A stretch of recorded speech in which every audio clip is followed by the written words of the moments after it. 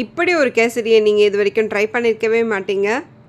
ருசியான கேசரியை நீங்களும் ட்ரை பண்ணி பார்த்துட்டு எங்களுக்கு கமெண்ட் ஷேர் பண்ணுங்கள். இதை நாங்கள் ஒரு நாள் கஸ்டமருக்கு போட்டிருந்தோம். அவ்வளோ ருசியாக இருக்குதுன்னு சொன்னாங்க. சரி, அதனால் நிறைய பேர் ரெசிபிலாம் போட்டு ரொம்ப நாளாச்சுன்னாங்க. ரெசிபி போட்டிருக்கேன்.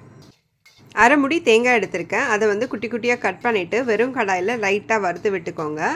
அதில் ஒரு 2 மினிட்ஸ் ஃப்ரை ஆனதும் அதில் வந்து ஒரு கப் அளவு பால் சேர்த்துக்கோங்க. இந்த கேசரியோட டேஸ்ட்டே இது தாங்க. இந்த தேங்காய் சீ வந்து பாலோடு சேர்ந்து வெந்து வரணும். வெந்து வரதை வந்து நம்ம கேசரியில் போட்டு கலந்தோன்னா அவ்வளோ ருசியாக இருக்கும். இப்போ வெந்து வந்ததை எடுத்து நம்ம அரைக்க போகிறோம்.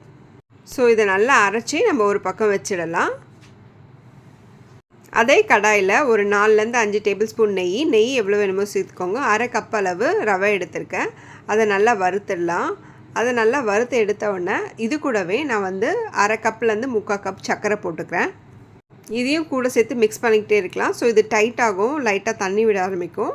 கூடவே வந்து ஏலக்காய் சேர்த்துக்கலாம். இது ரெண்டுத்தையும் சேர்த்து மிக்ஸ் பண்ணும்போது இன்னொரு பக்கம் வந்து நான் வந்து கேசரி பவுடர் சேர்த்து 1/2 கப் தண்ணியை வந்து கொதிக்க வச்சு இது கூட சேர்த்து கலரி விட்டுகிட்டே இருக்கணும். இது நல்லா கலந்த உடனே என்ன பண்ண போகிறோன்னா, நம்ம அரைச்சி வச்சுருக்க அந்த தேங்காய் விழுதை சேர்த்து நல்லா மிக்ஸ் பண்ணி விடலாம்.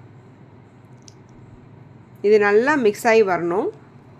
கூடவே கொஞ்சம் கொஞ்சமாக நெய் சேர்த்து கலரி விட்டு முந்திரி திராட்சையை வறுத்து அதில் போட்டிங்கன்னா செம்ம ருசியான ஒரு கேசரி ரெடி. நீங்களும் ட்ரை பண்ணிவிட்டு எங்களுக்கு ஃபீட்பேக் ஷேர் பண்ணுங்கள்.